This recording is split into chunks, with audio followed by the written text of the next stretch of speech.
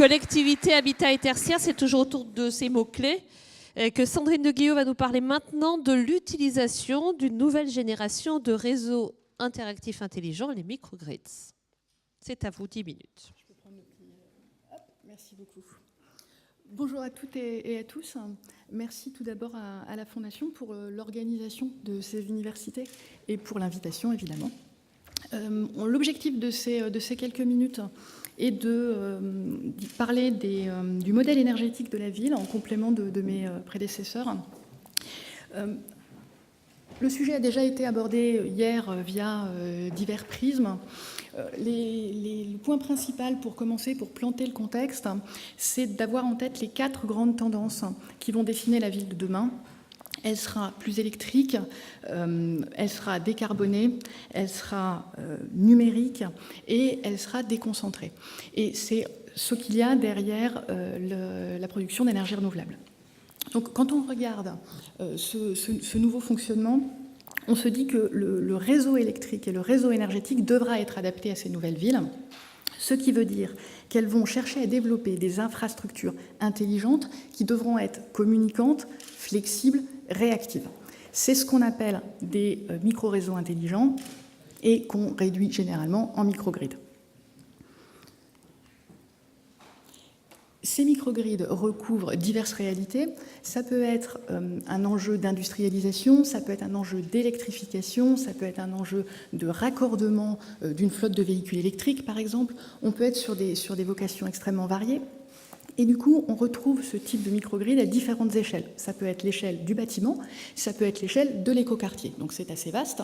Et donc vous retrouvez des microgrids un peu partout dans le monde, de la Côte d'Ivoire, on en a parlé hier, aux États-Unis, en passant par la Chine et évidemment la France. Et moi je ferai un petit focus sur quelques sujets français pour que ce soit un peu plus concret que ce volet conceptuel. Mais il faut commencer quand même par planter quelques grands principes.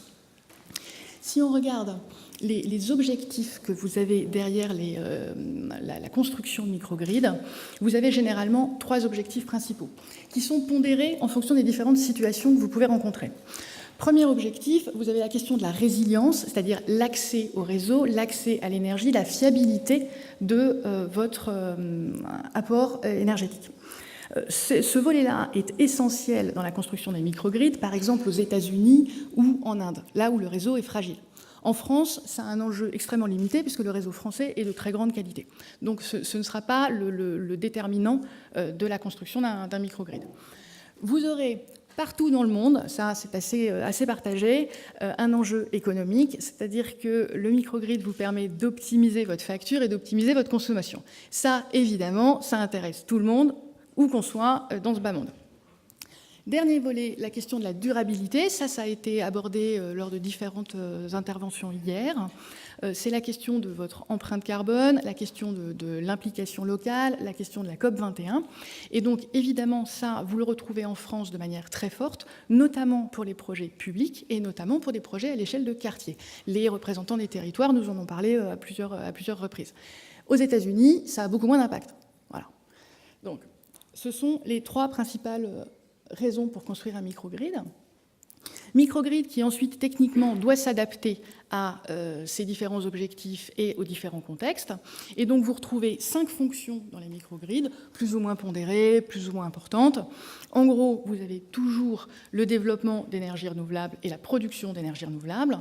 Vous avez un enjeu de contrôle de votre réseau et un enjeu d'efficacité énergétique des bâtiments, parce que ça ne sert à rien d'essayer d'optimiser un quartier si vous n'avez que des passoires et que vous ne vous occupez pas de l'efficacité des bâtiments. Donc ça, mes prédécesseurs ont fait tout un travail sur le volet bâtimentaire et on s'appuie là-dessus pour travailler au niveau du quartier. Vous avez la question de la flexibilité, qui est en fait le monde de demain et ce qu'on essaye de valoriser de plus en plus, c'est la capacité à adapter sa consommation à l'environnement qui vous entoure. Généralement, l'incitation est tarifaire. Là encore, on y revient toujours. Et vous avez enfin un volet qui est techniquement beaucoup plus complexe, beaucoup plus coûteux, et je reviens, pas vraiment mis en place en France, qui est la question de l'indépendance de votre microgrid et de sa capacité à s'autonomiser totalement du réseau. J'ajoute un point que je voudrais que vous ayez tous bien en tête, en réalité, c'est que le développement du microgrid, c'est la rencontre entre un monde technique et technologique, de capteurs, des onduleurs, des transformateurs, des câbles, et un monde numérique, le monde de la data. On en a parlé hier avec IBM, avec l'intelligence artificielle. Vous êtes là je dirais un carrefour qui vous permet de développer au mieux ce qu'on peut faire avec les réseaux, de répondre aux besoins qu'on a déjà identifiés, mais évidemment, la ville de demain, ce sera d'autres besoins, et vous pourrez y répondre avec cette rencontre de deux mondes. Donc, chez Schneider Electric, nous avons développé une plateforme qui s'appelle EcoStructure. C'est pour ça que le slide s'appelle ainsi. Je vais faire 3 flashs pour vous donner un aspect un petit peu plus concret sur ce qu'on vient de dire sur la microgrid, sur 3 types de microgrids différents. Vous avez un premier volet qui est le volet bâtimentaire. Donc là, on est sur un exemple, CareGrid, qui est à Vannes. L'idée, c'est d'avoir un bâtiment intelligent, bâtiment qui est capable de produire de l'énergie renouvelable, qui est capable de l'auto-consommer, qui est capable de la stocker, qui est capable de charger des véhicules électriques et qui est capable de gérer le flux énergétique. Vous êtes dans un bâtiment qui a la capacité à répondre aux besoins de ses habitants, c'est quand même la moindre des choses, mais qui a aussi la capacité à s'adapter à son environnement et à répondre aux besoins du réseau. Ça, c'est nouveau, ça correspond aussi à des enjeux. Ça a été abordé assez rapidement avec Enedis hier, mais ça correspond en fait à un besoin réseau. Voilà pour la première étape. Le monde de demain, avec les microgrids de demain, sera bâti sur des briques. Et la première brique, c'est le bâtiment intelligent de ce type. Deuxième type de projet, un projet à une échelle un peu plus large. Là, vous êtes à l'échelle d'un campus. Pourquoi un campus? Parce qu'un campus, conceptuellement, c'est une ville en petit. Vous avez des gens qui dorment, qui mangent, qui travaillent, qui étudient. Donc vous avez un concept un peu, disons, global avec un type de consommation assez diversifié. Et en même temps, vous avez quelque chose d'extrêmement simple. Vous n'avez qu'un interlocuteur et donc vous n'avez qu'un financeur. Ce qui permet d'avoir des décisions, ce qui permet d'avoir un arbitrage interne sur tous les points qui vous concernent quand vous essayez de bâtir un réseau. Donc c'est une première étape intéressante et ça fait partie aussi de ce qu'on est capable de démultiplier comme type de projet. L'intérêt de ce type de projet, on y revient, autoconsommation, développement d'énergie renouvelable, production locale. On a aussi développé sur ce volet-là tout un volet pédagogique pour servir de fondation aux différents projets et notamment aux projets qu'on peut mettre en place ensuite au niveau des quartiers, au niveau des villes. Et ça permet de faire aussi un démonstrateur et de travailler sur la sensibilisation de nos concitoyens. Dernière étape en termes de microgrid, vous pouvez aller à grande échelle, on peut être à l'échelle d'un quartier. Là, je prends l'exemple d'un quartier réel. C'est un projet qui est en cours, qui se situe à Rennes. L'objectif de ce projet, c'est, vous le voyez, vous avez des bâtiments extrêmement divers et des clients extrêmement divers. On a plus d'une centaine de clients différents.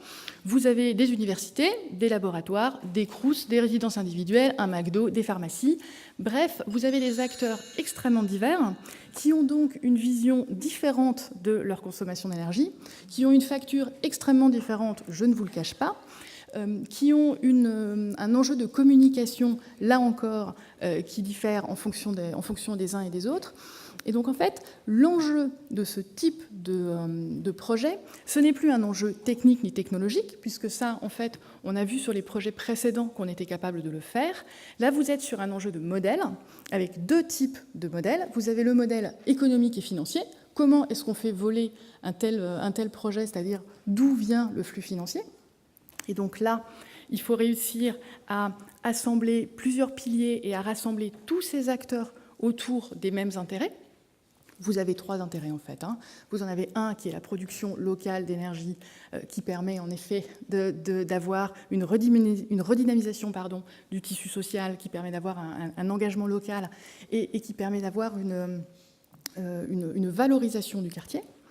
Vous avez un deuxième volet qui est l'efficacité énergétique. Et vous avez un troisième volet qui est l'optimisation globale tarifaire et l'optimisation globale de la consommation de votre quartier. L'enjeu là est aussi un enjeu de gouvernance. Il faut mettre tous les gens autour de la table et faire en sorte que tous ces gens aient la même vision. C'est extrêmement compliqué à faire. Et en même temps, c'est l'avenir, puisqu'en fait, c'est autour de ce type de modèle que vont se développer les quartiers de demain. Je voudrais souligner l'importance pour cela d'avoir une réelle sensibilisation des habitants du quartier. Et on travaille en particulier là-dessus avec Économie d'énergie, parce qu'en fait, ils ont un savoir-faire sur cette question qui permet en fait d'avoir une mobilisation de tous les acteurs, qui est la condition sine qua non pour mettre en place un quartier de ce type. Sinon, les gens s'opposent les uns aux autres. Ma conclusion, vous avez là le modèle de ce qui peut être possible demain en termes de microgrid à grande échelle.